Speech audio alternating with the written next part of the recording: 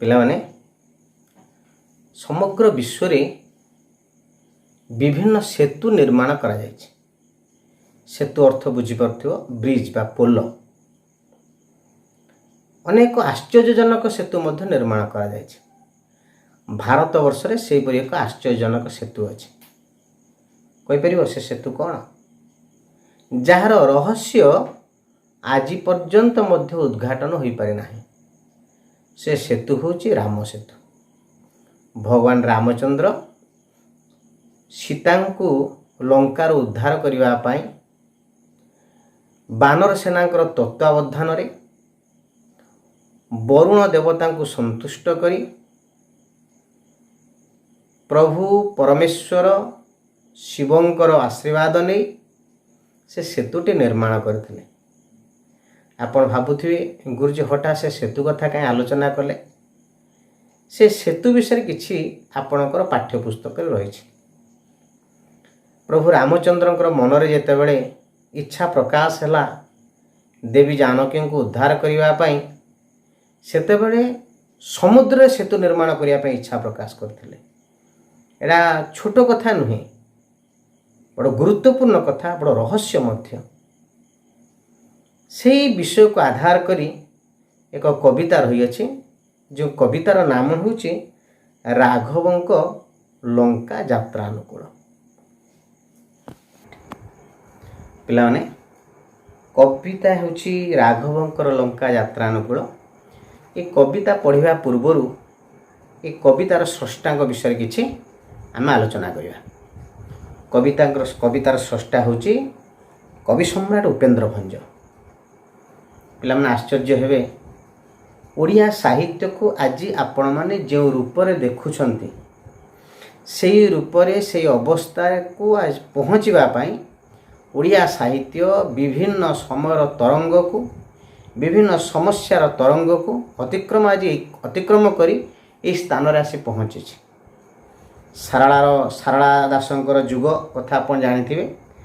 ତାପରେ ଜଗନ୍ନାଥ ଦାସଙ୍କର ସମୟ, ତାପରେ ପରେ ଉପେନ୍ଦ୍ର ଭଞ୍ଜଙ୍କ ସମୟ ଆସିଛି। ଉପେନ୍ଦ୍ର ଭଞ୍ଜଙ୍କର ସମୟ ଆମେ କହୁ ପ୍ରାୟ ସପ୍ତଦଶ ଶତାବ୍ଦୀରୁ ଅଷ୍ଟଦଶ ଶତାବ୍ଦୀ। ବର୍ତ୍ତମାନ ଯାହା ସମାଲୋଚକମାନେ ତାଙ୍କର ବିଚାର ଆଲୋଚନା, ତାଙ୍କର ଗବେଷଣାରୁ ଜାଣି କହୁଛନ୍ତି ଯେ 1685ରୁ 1725। କବି ସମ୍ରାଟ ଉପେନ୍ଦ୍ର ଭଞ୍ଜ ସାହିତ୍ୟିକମାନେ କହନ୍ତି ଯେ ମୁକୁଟ ବିହୀନ ସମ୍ରାଟ ହେଉଛନ୍ତି କବି ସମ୍ରାଟ ଉପେନ୍ଦ୍ର ଭଞ୍ଜ। କବି ସମ୍ରାଟ ଉପେନ୍ଦ୍ର ଭଞ୍ଜ ହେଉଛନ୍ତି ମୁକୁଟ ବିହୀନ ସମ୍ରାଟ। ଏକଛତ୍ରବାଦୀ ଶାସନ ଚଳାଇଥିଲେ ଓଡ଼ିଆ ସାହିତ୍ୟରେ। ଶାସନ ମାନେ କ'ଣ ଜାଣିଛନ୍ତି? ତାଙ୍କର ସାହିତ୍ୟର ପାରଦର୍ଶିତା ଦ୍ୱାରା ସମସ୍ତଙ୍କର ମାନସକୁ, ସମସ୍ତଙ୍କର ମନକୁ, ସମସ୍ତଙ୍କର ହୃଦୟକୁ ଅନାୟାସରେ ସେ ସ୍ପର୍ଶ କରିଥିଲେ। କବି ସମ୍ରାଟ ଉପେନ୍ଦ୍ର ଭଞ୍ଜଙ୍କର ସାହିତ୍ୟ ହେଉଛି ସାର୍ବଜନୀନ। କିପରି ଆମେ କହିବା ସାର୍ବଜନୀନ? ଗୋଟେ କବିତା ଅଛି, এই কবি সম্রাট উপেন্দ্র ভঞ্জଙ୍କୁ আধার କରି গায়ে তুম গীত সভারে পণ্ডিত পথ প্রান্তে হৃষ্ট মনা বিলে গায়ে চষা অন্তপুরে জোসা নৃত্যাঙ্গনে বারাঙ্গনা। ଏ କବିତାର ଅର୍ଥ ହେଉଛି ଯେତେବେଳେ ସଭାରେ ପଣ୍ଡିତ ମାନେ ସଭାକୁ ମଣ୍ଡନ କରିଥାନ୍ତି, ସେ ସେତେବେଳେ ନିଜର ପାଣ୍ଡିତ୍ୟର ପରିଚୟ ଉପସ୍ଥାପନ କରିବା ପାଇଁ এই ଉପେନ୍ଦ୍ର ଭଞ୍ଜଙ୍କର କବିତାକୁ ଗାନ କରନ୍ତି। ଗାଏ ତୁମ ଗୀତ ସଭାରେ ପଣ୍ଡିତ ପଥ ପ୍ରାନ୍ତେ ହୃଷ୍ଟ ମନା। ପଥ ପ୍ରାନ୍ତରେ ଯେ ପଥିକ ଯାଏ, ତା ମନକୁ ଆନନ୍ଦ କରିବା ପାଇଁ, ତା ଶରୀରରୁ କ୍ଳାନ୍ତକୁ ଦୂର କରିବା ପାଇଁ ସେ ତୁମରି କବିତାକୁ ଗାନ କରେ। ବିଲେ ଗାଏ ଚଷା ଅନ୍ତପୁରେ ଜୋସା। ବିଲରେ ଯଦି ଚଷା ପୁଅ ଯେତେବେଳେ ହଳ କରୁଥାଏ ବା କୃଷି କାର୍ଯ୍ୟରେ ଲିପ୍ତ ଥାଏ, ସେତେବେଳେ ତୁମରି ଗୀତ ହିଁ ଗାନ କରେ। ଅନ୍ତପୁରରେ ଜୋସା ବା ସେ ରାଜକୁମାରୀ ବା ସେ ସୁନ୍ଦରୀ ଯେ ତାର ଅନ୍ତପୁରରେ ଶୟନ କକ୍ଷରେ ଥାଏ, ସେତେବେଳେ ଗୁଣୁ ଗୁଣୁ ହୋଇ ଗୁଞ୍ଜରଣ କରେ ଆପଣଙ୍କର କବିତା। ନୃତ୍ୟାଙ୍ଗନେ ବାରାଙ୍ଗନା। ନୃତ୍ୟାଙ୍ଗନରେ नर्तकी माने मध्य आपण कविता को उपस्थापन करती। मुई कथा कहिबार उद्देश्य विभिन्न सोपान रे विभिन्न स्तर रे प्रत्येक व्यक्ति जो सोपान रे थाउ ना कहीं आपण कविता को आपणे नहीं निज हृदय स्पर्शी कविता को गान करे। ये प्रकार कविता सार्वजनीन कविता लिखती किए ना कवि सम्राट उपेन्द्र भंज। कवि सम्राट उपेन्द्र भंजर कविता पाई आज सारा विश्व रे बा विश्व साहित्य रे आज ओडिया साहित्य किसी स्थान पाई। ओडिया भाषा को लोक चिन्हिଛନ୍ତି। ओडिया भाषा को विश्व दरबार रे पहुँचेवा पाई कवि सम्राट उपेन्द्र भंजर अवदान अतुलनीय। पिला माने आपण का आगरे उपेन्द्र भंजक विषय जेते कहले सेतिकी कम हबो। उपेन्द्र भंज शब्द उपेन्द्र भंज जो नामवाचक विशेष्य यह ओडिया साहित्य पाई एक माइली खुंट। यह ओडिया पाठक पाठिका मानक पाई हृत्स्पंदन। कवि सम्राट उपेन्द्र भंजक ना कहले ताको हृदय स्पंदन सृष्टि हुए। उपेन्द्र भंज शब्द एक अनुभव पाठक मानक मनरे अनुभव सृष्टि हुए। भंजंगर साहित्य पढ़िला बेलू टिके अबुझा लगे। जदि किए जने सहायक मिलगला उपेन्द्र भंजंकर साहित्य को आपण कदापि विस्मरण भी मध्य करि परिबे नाही। ए प्रकार पारदर्शिता थिला उपेन्द्र भंजंकर। या पूर्व आपण को कहली उपेन्द्र भंजंक विषय जेते कहले सेती कम हबो। आ गोटे कथा कहबी उपेन्द्र भंज तांकर कविता जो रचना करथिले से जने राम भक्त। राम तारक मंत्र को जप करी से कवित्व प्राप्ति होइथिले। राजवंश घुमुसर राजवंश रे तांकर जन्मग्रहण होइथिले मध्य से राजवंश को प्रत्याख्यान करी ए साहित्य चर्चा रे आगे आसीथिले। गोटे कविता ताकर मु पढ़िथिली जे से किपरि देवी बाग्देवींकर बा स्वयं भगवती सरस्वतींकर आदेश रे किपरि राजवंश को परित्याग करी आज साहित्य क्षेत्र को चली आछंती। ताको विषय देख मुझे स्वल्प सूचना मध्य देइछि। राम तारक मंत्र जप करी से कवित्व प्राप्ति होइथिले। आ जो कवित्व प्राप्ति से होइछंती से कवित्व को से संपूर्ण रूपे जनसमाज आगे समाज मंगल पाई बाय भाषा साहित्य सुरक्षा पाई उपस्थापन कर। काव्य गुड़िक जो अमर कृति गुड़िक अच्छी से हूँ कोटि ब्रह्मांड सुंदरी, लावण्यवती, वैदेश विलास, रसिक हारावली, प्रेम सुधानिधि, सुभद्रा परिणय, कला कौतुक, छांदभूषण आदि। पिला माने जेतेबेले आपण बड़ हेबे ओडियार दायाद हिसाब रे निजु जते गर्व करिवे दयाकरी अनुरोध अछि भंज साहित्य टिके पढ़ंतु एवं भंज साहित्यर रस को आपण आस्वादन करंतु। तेबे ओडिया साहित्यर अनुभव कोन आपण जानि परिवे। द्वितीय कथा कहबी जो रस पंचक कथा कहली यह कथा गीतात्मक आलंकारिक कृति। आ गोटे ताकर पद्यात्मक शब्दकोश अछि जाको आमे गीताभिनय कहू गीताभिधान। आ गोटे कथा कहबी पद्यात्मक शब्दकोश ताकर गीताभिधान, गीता अभिधान, गीत अभिधान। अभिधान माने कोन जानछन? अभिधान कहला ओडिया पिला सहजरे बुझी परिए नाही। अभिधान माने शब्दकोश। आमे जाको इंग्रजी रे डिक्शनरी बोली कहू ताको ओडिया रे आमे अभिधान बोली कहू। गीतर अभिधान तांकर शब्द गुड़िक सब स्वतंत्र। गोटे छोटिया कथा कहबी तांकर गोटे कविता अछि जे रामंकर रूप वर्णना करछन्ती। अभिराम श्रीराम भरत सुभरत सुलक्षण लक्ष्मण शत्रुघ्न हेले जात।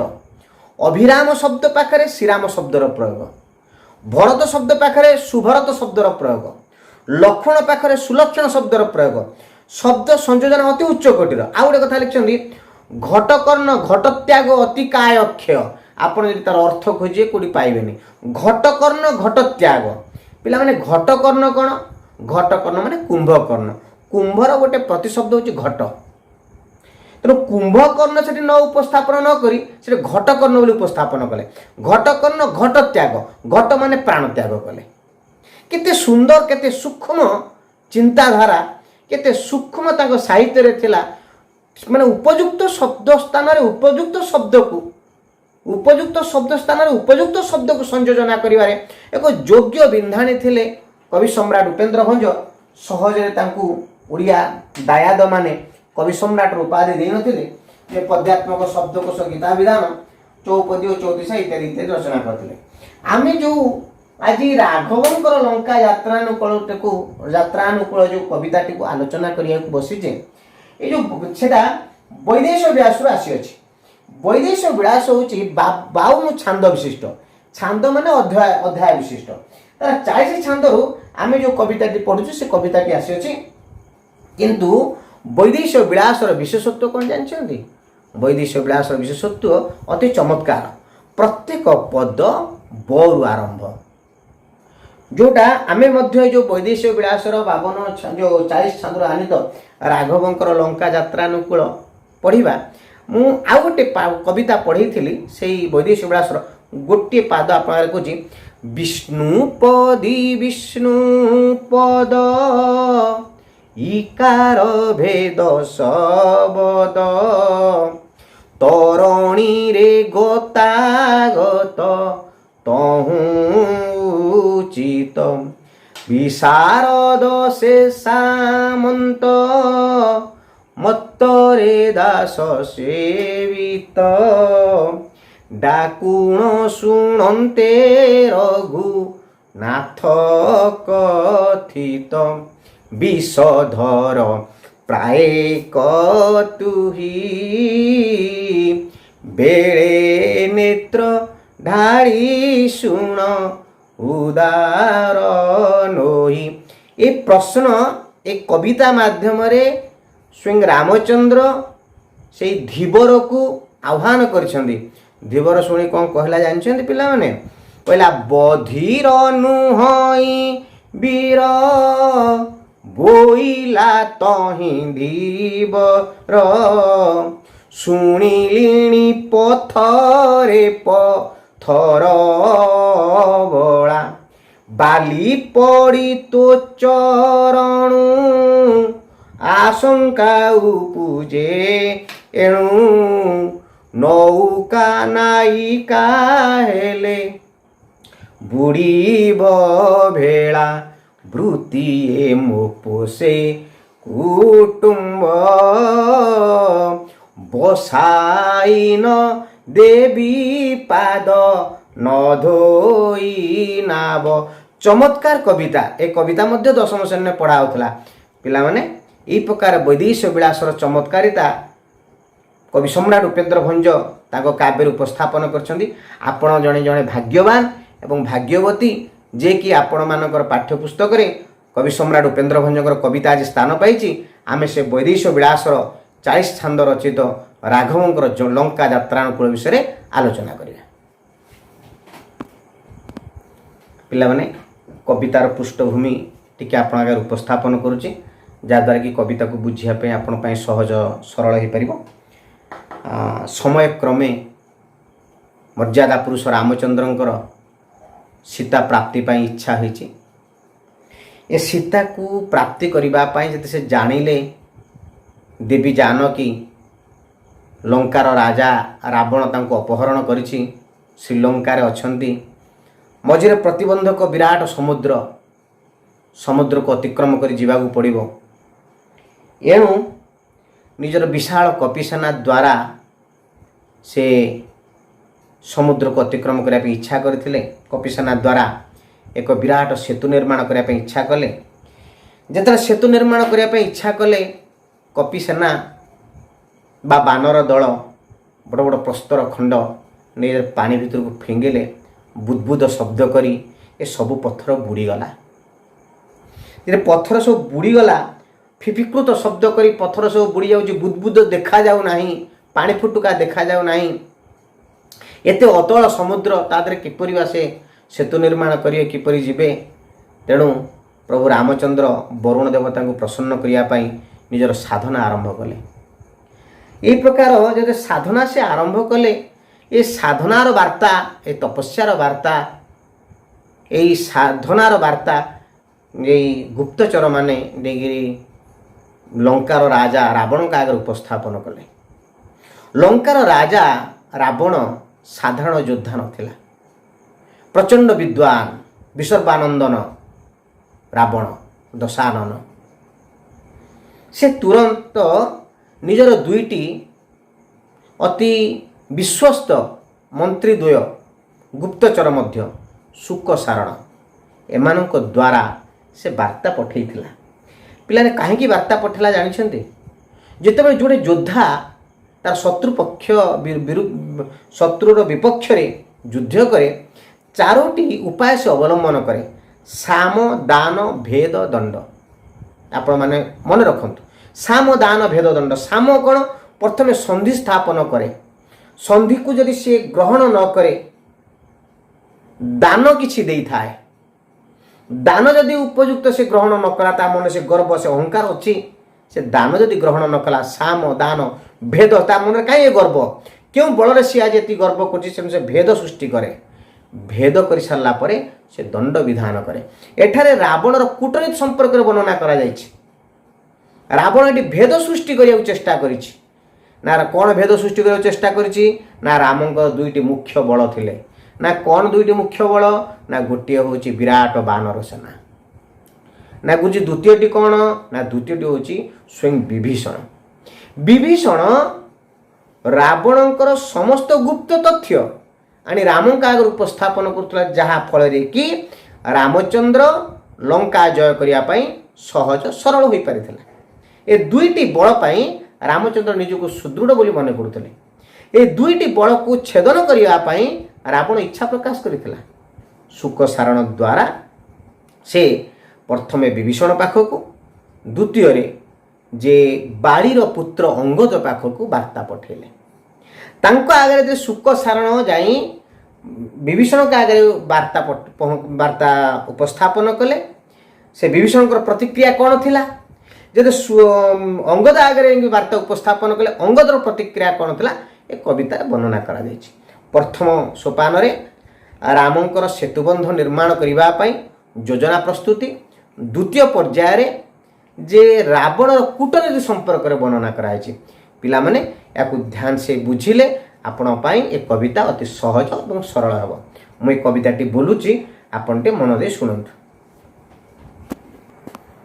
पिला माने यथा संभव यथा शक्ति मु आपण का आगे मो स्वर रे कविताटी गान करुचे। आशा विश्वास आपण ए कवितार स्वर को शुणी अनुकरण करी निजे घरे अभ्यास करिवे। आज कोरोना महामारी आपणकर मो भितर प्रभेद सृष्टि करिछि। मु आज आपण आगे गीत बोली थांती, आपण शुणी थांते, मो सांगे आपण गीत बोली थांते, ए क्लास बहुत मजा लगी था। से छाड़ जाहना कहीं मु गीतटी बोलुची, आपण शुणु, निश्चित भाव में घरे या अभ्यास करेंगे। बलिला राघव आशा सीता प्रापति रे, विचारिले सिंधुपति जीवा पर्वत रे, बुड़ी गला पकाइले कपि जेते गिरी, बुदबुद नदी से जल फिफिकृत करी, विस्मयी निश्वास तेजी वरुण प्रसन्ने, विनाशन रे शयन से दर्भ शयने, बुद्धे शुण अन्य प्रसंग गकु दश शिर, बरगिला से सुकसा रण करी चार, विभीषणे कह ज्येष्ठ भ्राता पिता सरी, बुझी न बुझी को पिता बाणी पिता करी, विभूति को भुंजुथिलु विभूति भूषणे बड़ कूड़े जनमिष रण की कारणे। आउ थे बोलছি শুণ विभूति की भुंजुथिलु विभूति भूषणे बड़ कूड़े जनमिष रण की कारणे। बोल अंगद को पिता शत्रु भक्ति पुण्य बादर चाई पितृव्य बाहुड़ा सैन्य। बिहाय से बिहारी गरजिणी जाई वर्तक स्वरूप धृत केकेटी हो कही।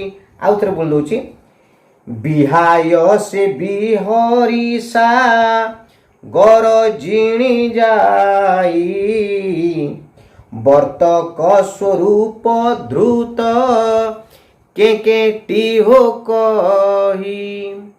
पिला माने एतिकी थाउ। नेक्स्ट क्लास रे आमे आपको संपूर्ण कविता उपर व्याख्या करिबा। आज आपण मन पे गोटे छोटिया प्रश्न उपेन्द्र भंजक विषय जहा जान निज भाषा रे लेख एवं आपणकर पद्य खातार प्रारंभ रे एक कवितार कवि परिचय लिखिबा प्रारंभ रे आपण दया करी आपण खाता पर गोटे उपेन्द्र भंजकर फोटोचित्र को स्थानित करिवे। एतिक मोर अनुरोध अछि।